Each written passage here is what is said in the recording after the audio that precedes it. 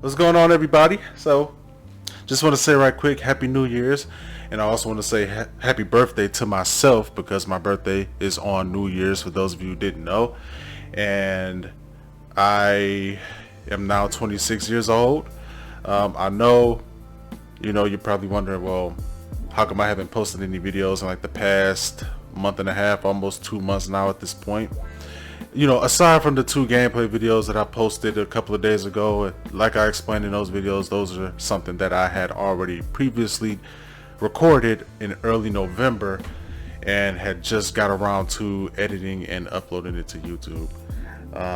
But I've been, the gist of it, because I mean, the whole thing of, as far as like what I've been doing this past like month and a half, it's kind of like a video in itself. So I'm not trying to like take up too much time here, since I'm trying to do a reaction video. But long story short, I really had to kind of sit back and just kind of evaluate things, as far as like what's going on in my personal life and stuff. So I had a lot of personal growth that I had to go through, as far as like job wise, as far as just where I'm at in life right now and where I want to be at in the future and stuff. So it's just been a lot of thinking in that regard. So that's kind of like the main thing that I've been going through, just kind of just thinking about life and where I want to be and what I got to do to make the goals and stuff I want to accomplish happen. So that's, like I said, just a little journey of like personal goals and stuff like that. So that's kind of where I've been at. So I just kind of took a break from really making anything, just to kind of sit back and figure out what exactly it is that I want to do in life, what is my purpose, things of that nature. So like, once again, Happy New Year's, and I'm glad to be back finally to make a reaction video for you guys today. So it's been a while since we looked at any top 5 unknowns videos, so this is going to be 5 unpopular unsolved mysteries that will scare you. This came out some months ago, and I had it on my watch laters list for the longest time. So I figured, well, let's go ahead and hop into this, because there's a certain charm about these top 5 unknown videos that I actually enjoyed watching. It's kind of interesting to sit back and just kind of look at some things, like cases that's been unsolved, like this one here, or just things that's like grounded in reality and stuff. Nuke's top 5s, their videos are great, obviously. Of course, people like looking at things that involve ghosts and stuff, but I just kind of I wanted to look at something a little bit more real. So without taking up too much time, let's go ahead and hop into this video here.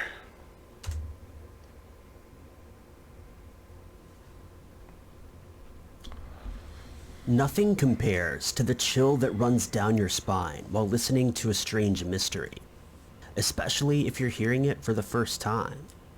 Hopefully, these cases fill you with that invigorating sense of thrill, considering that they're fairly unpopular and will be new to your ears. Number 5. Pascagoula, Mississippi was at the Damn, hold on right quick. War in June of 1942, when the town began to hustle and bustle as warships were beginning to be manufactured at the docks.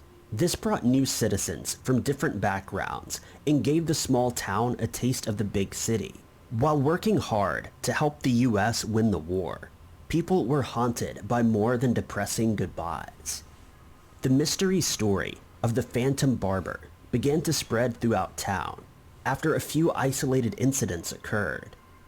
The first reported case happened late at night, and the victims were 2 young girls with beautiful long blonde hair.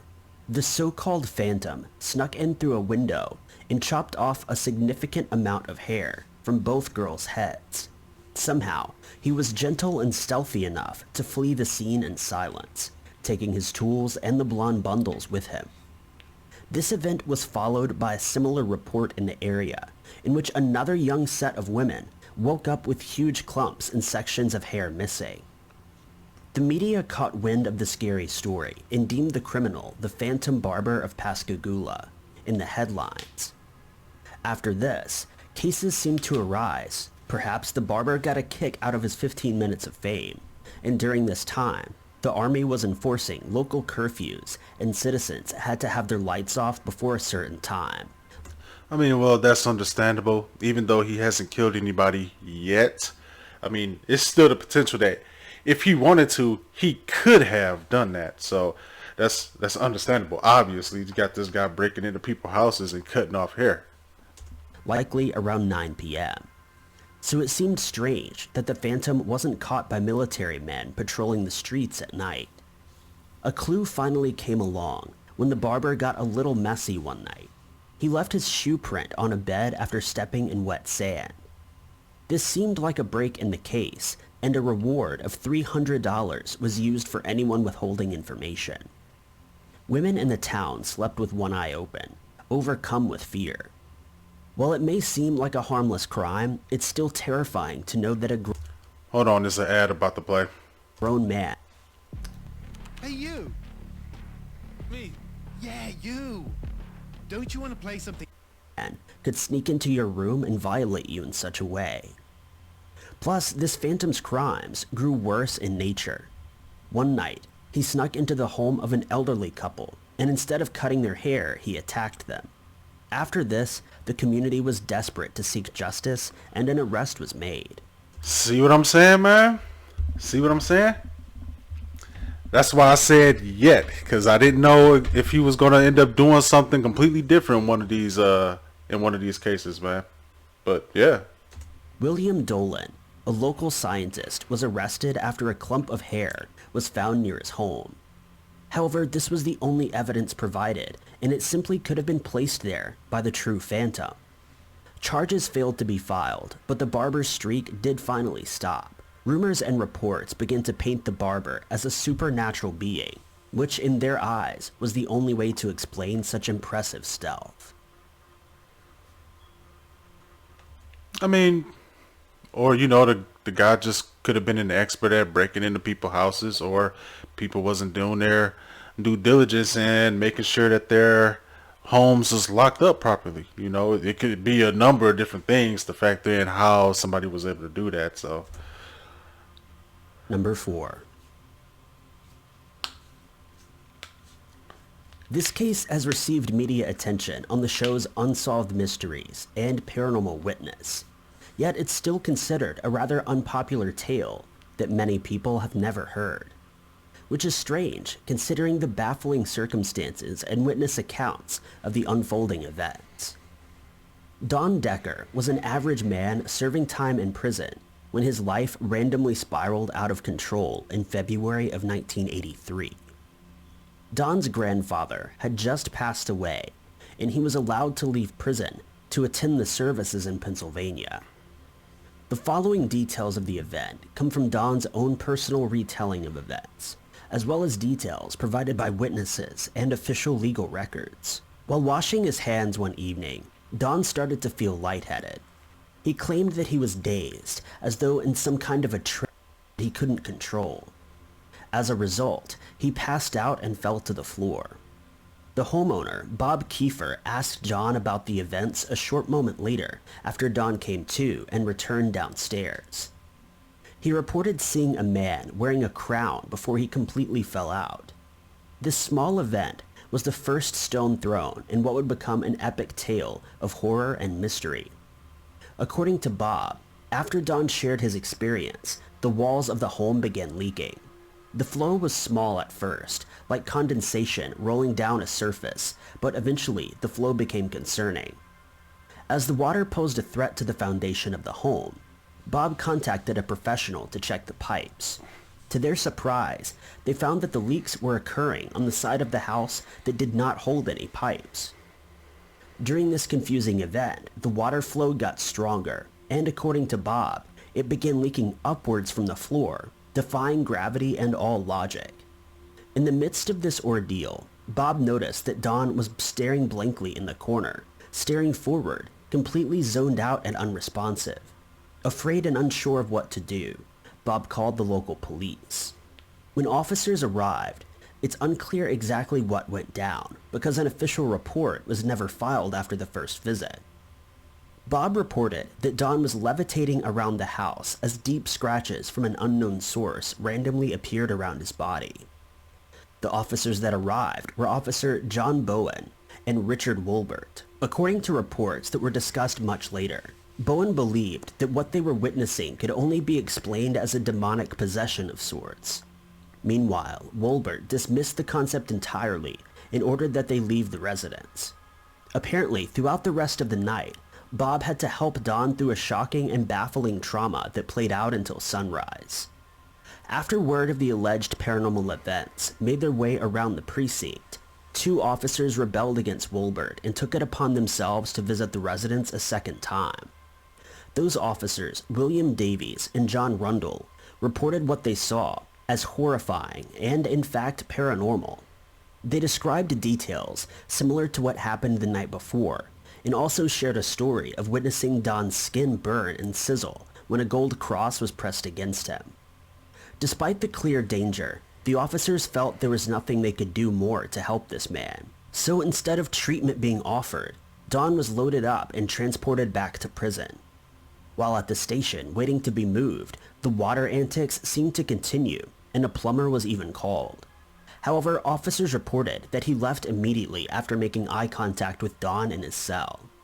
After he arrived back to his home cell in prison, a local priest was finally called in to address the situation, and a successful exorcism was finally conducted, removing the possible demon from Don Becker's body, allowing him to snap back to his normal state. I ain't gonna lie, that's crazy as hell, man. And the only reason why I say that is because the fact that you have like multiple accounts of this happening, and like I don't know, this shit just seems unreal, bro. I didn't think we was gonna get into some paranormal type shit. Around Halloween 1939, the small town of Provincetown, Massachusetts, was threatened by the eerie presence of a supernatural being apparently haunting their town. The creature, which many now refer to as the Black Flash of Provincetown, was the center of attention for many months. The first alleged sighting of the being was reported by a group of children walking home from school one day. The Black Flash jumped out of the bushes to startle the group, which he succeeded in doing. After arriving home, the children were eager to tell their parents, some in shock, but mostly in fear. The description provided by the witnesses described the Black Flash as being almost human-like, as in he had the general shape of a human, but certain features made him look freakish. They claimed he was unnaturally tall and faster than any vehicle. His skin was pitch black from head to toe, making his face look like a misshapen black hole. He had pointed ears and silver eyes that reflected in a piercing manner. The kids in this group also reported that the figure had a spine-chilling evil laugh that he screeched out after scaring them. After this, more reports were made and rumors began to fly, leaving behind a messy collection of published reports and oral stories passed down for generations. A woman named Marie Costa later reported seeing the same creature near the town hall in October. She sprinted to a coffee shop where she sought safety and sent a group of men to bring down the demon. Of course, the Black Flash was never found, and Marie's story wasn't taken seriously, although reports later suggested that she was in a genuine state of horror. More reports started filing in that year, almost daily. Oddly enough, it seemed that the Black Flash mostly attacked during the day instead of at night, as you'd likely expect. The town lived in fear for countless months. Local authorities wrote it off as a hoax, but they were never able to apprehend the jokester.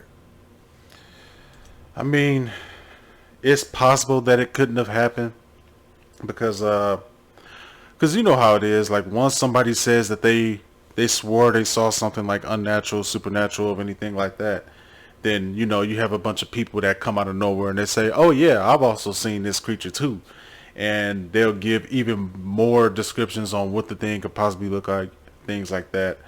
I don't know. That's just my opinion on it. Like, man, I wasn't expecting any of these cases to be about like some paranormal stuff, man. I thought this is just gonna be all like some real ass cases that we've seen. And don't get me wrong, I'm not. These are real cases that happen.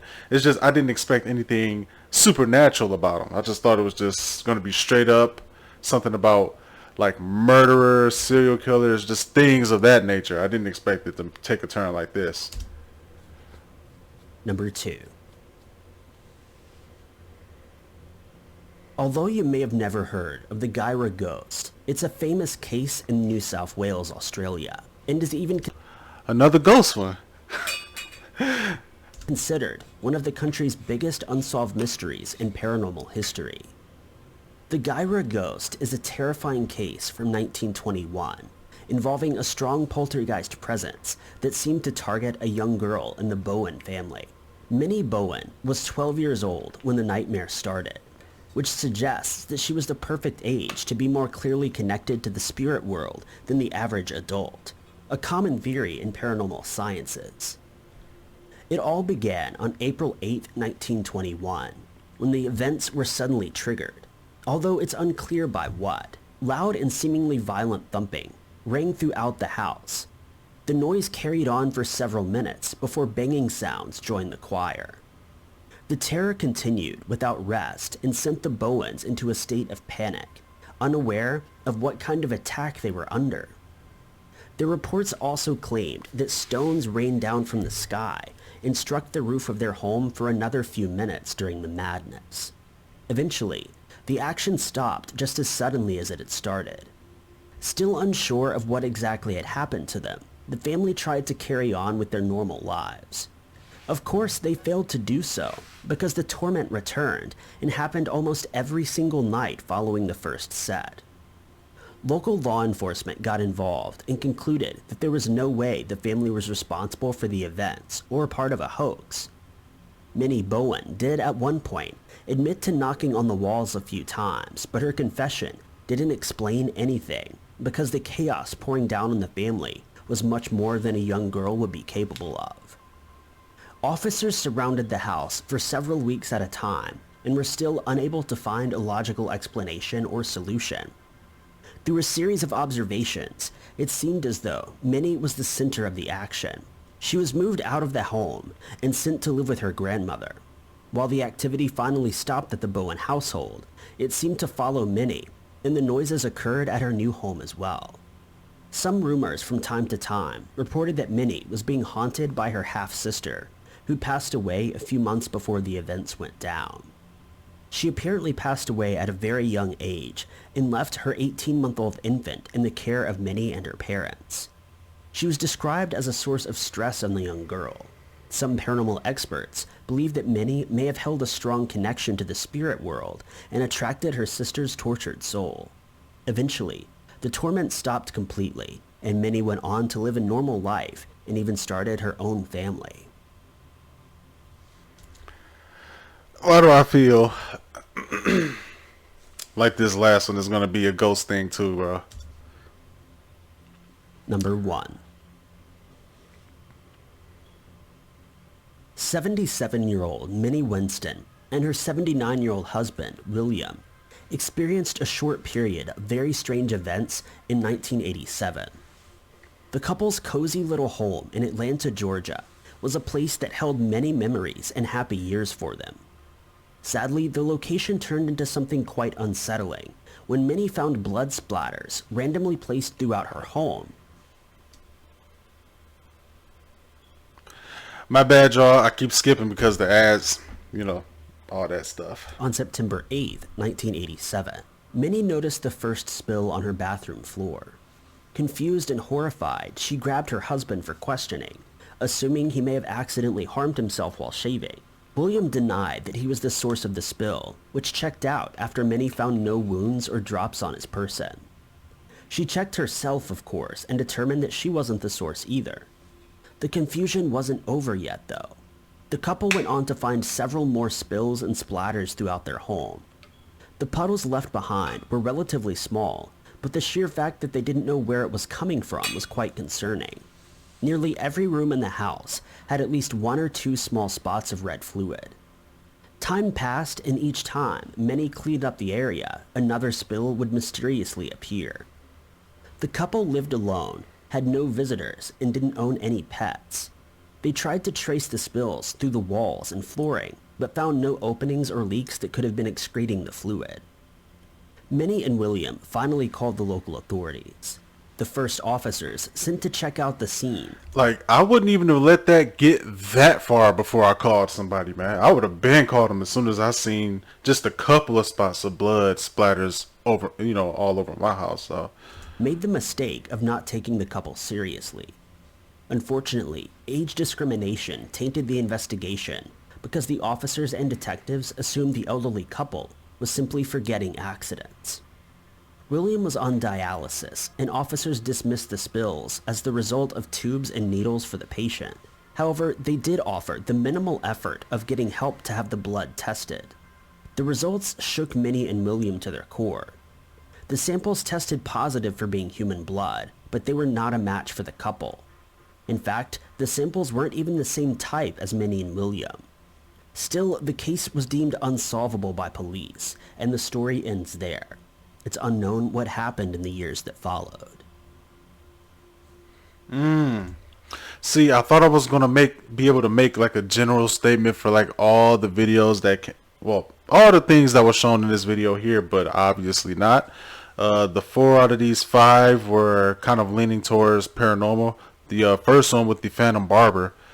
At first, it was just looking like a regular case of somebody, breaking into people's houses and cutting off hair, which very well may be what actually happened. But then it turned into a more, okay, this has got to be some supernatural type thing, since he was able to just get into these people's houses without them knowing. And like I said, he could have just been somebody who was just good at breaking into people's houses, or like I said, it wasn't doing enough to lock down their home properly to keep somebody from getting inside of their house. So it's still kind of logical to think that maybe it was just somebody who's just good in breaking into people's houses. But I mean, I could see how people would have thought he was some type of ghost or a phantom or some type. But a lot of those cases are kind of hard to really give an opinion on.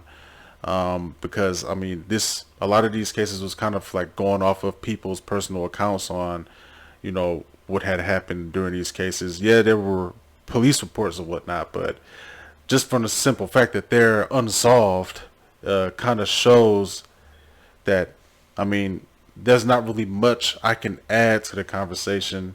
But I will say that the weirdest one out of all of these has got to be number 1, because there's all of these blood spatters that's, forming all around the house, and come to find out that the blood spatter, 1, doesn't belong to them, 2, is human blood, and this is an actual documented case, and nobody knows how the hell this shit got there. I mean, unless you can say there was somebody that was like kind of like sneaking in and out of their house, and they was like cut up and shit, and they was just like wandering through their house. But this was something that happened over time. This isn't like a one-time incident type thing. So I guess this will have to be the most mysterious one that will scare you, because number 1, if this is human blood, which is confirmed that it was, how the hell did it get there? And I wonder if it was somebody who was like, being able to get into their house, injured, or, things like that. I don't know. This shit's just weird. I can't really add anything to it because it's unsolved.